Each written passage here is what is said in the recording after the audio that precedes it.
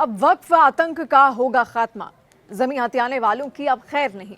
ये महज एक बिल नहीं बल्कि करोड़ों लोगों की उम्मीद है। मोदी सरकार का लैंड जिहाद को खत्म करने की तरफ एक और मजबूत कदम। अब वक्फ बिल नहीं बल्कि इसको उम्मीद बिल कहिए।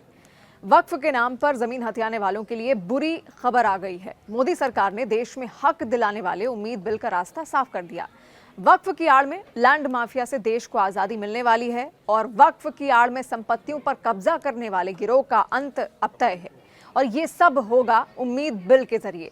हजारों लाखों मुसलमानों के फायदे के लिए लाए जाने वाला ये वक्फ संशोधन बिल मोदी सरकार ने जो कहा वो कर दिखाया है। उम्मीद बिल के बाद देश में वक्फ के नाम पर लोगों की जमीन पर कब्जा होना बंद हो जाएगा।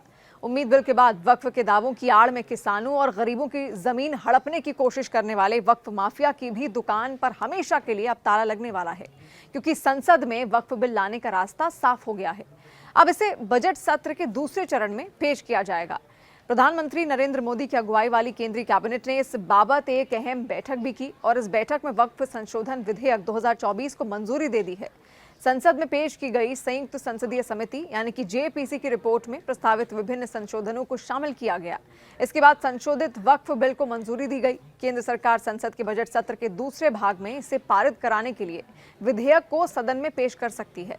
सरकार का यह कहना है कि ये विधेयक किसी का हक छीनने नहीं बल्कि जिन्हें कभी उनका हक नहीं मिला उन्हें हक दिलाने के लिए लाया गया है। इसीलिए तो इसका नाम United Waqf act management empowerment efficiency and development act 1995 यानी कि उम्मीद बिल रखा गया है।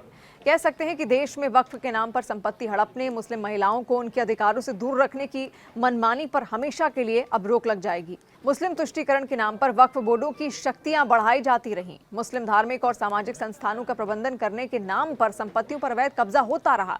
इसीलिए कांग्रेस पर आरोप लगते रहे कि उसकी वजह से आज की तारीख में ये एक्ट इतना मजबूत हो चुका है कि देश में किसी भी राज्य में मौजूद किसी भी जमीन का ये कानून वक्फ बोर्ड की जमीन घोषित कर सकता है। इसके साथ ही वक्फ बोर्ड के इस दावे को किसी भी लोकल कोर्ट में चैलेंज भी नहीं किया जा सकता। इसलिए पीएम मोदी ने भी कहा कि बाबा साहेब भीमराव अंबेडकर के संविधान में वक्फ बोर्ड जैसी चीज के लिए कोई जगह नहीं थी, लेकिन कांग्रेस ने ऐसा इसलिए किया क्योंकि वोट बैंक की राजनीति की जा सके। उसने संविधान को मृत्युदंड देने की कोशिश की।